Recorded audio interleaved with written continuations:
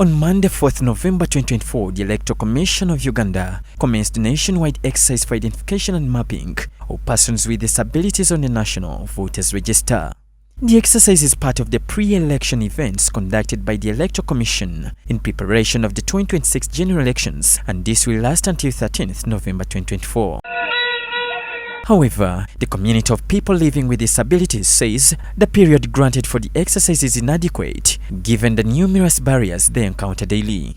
Among these includes the lack of national identification cards, hence calling upon the Electoral Commission to review this process. We are calling upon the Electoral Commission to extend or open it. Let it be an open process where persons with disabilities can participate at a time when they feel they can. It's raining. They are into their gardens.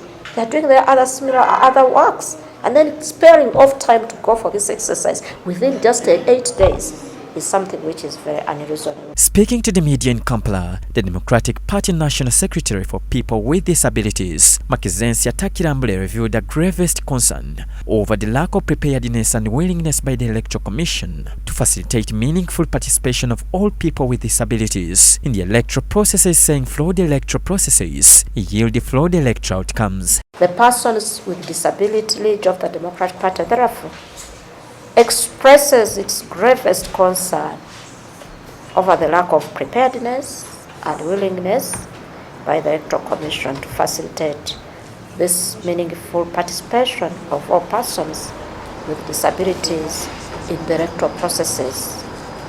And we see this as flawed electoral processes that will yield flawed results. Among the several demands made to the Electoral Commission include intensifying disability-inclusive publicity and awareness through mass media, meaningful involvement of organizations of persons with disabilities, among others. This, according to Maxensia, would help the facilitation of smooth elections. It should be in the very inclusive and disability-friendly messages on TV, radio, and paper. And people ask me now, if you say there are people who cannot read or write, how will they read from media? How will they read from the newspapers? But no disability person is living alone. At least he has a child. At least he has a wife or husband. At least he has a parent who inform this person and say, hey, let us get up tomorrow and go to this station. This is happening. So it should be inclusive, even to reach every person in the community. However, she advised the National Identification Registration Authority (NIRA) to provide means on how all PWDs, irrespective of their statuses, get national identification cards to allow them participate in elections, as well as all the government programs which require IDs. There are so many persons with disabilities who are nowhere in the NIRA system, simply because someone doesn't have hands, and therefore his or her thumbprints cannot be taken. Someone will say, I have no way to capture information. Take an example of the previous census. I myself, someone came and interviewed me. I looked at the paper and I was asking, why didn't you ask all these questions? And it was like, I know. When I looked at you, I just knew you were disabled. And that was all. So they need to work together to synchronize this information and integrate this information.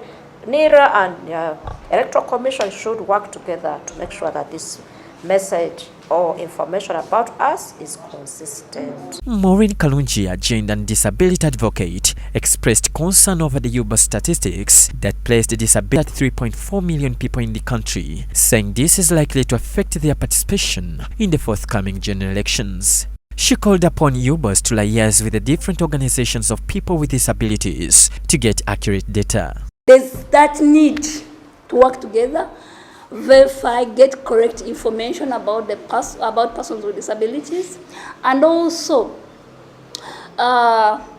when we read the release that was done by Electoral Commission, they talked about the different challenges.